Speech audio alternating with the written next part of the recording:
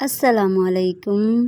آج کی ویڈیو میں آپ کو بتاؤں گی کہ اگر چاولوں سے سارا پانی خشک ہو جائے اور چاول کچے رہ جائیں تو پانی شامل کیے بغیر چاولوں کو کیسے پکائیں۔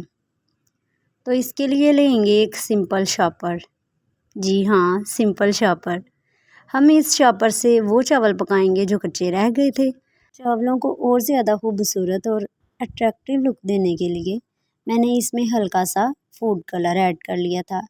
اس کی فائنل لک آپ لاسٹ پہ دیکھیے گا۔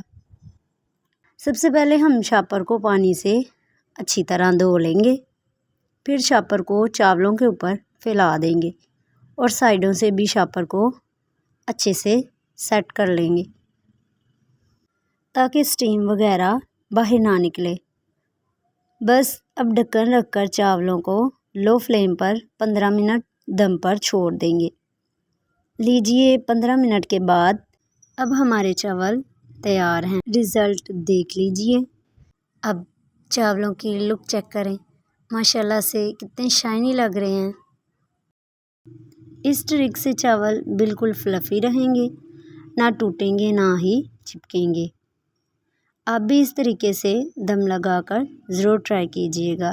اللہ حافظ۔ دعاؤں کی طلبگار مہک عطاریہ۔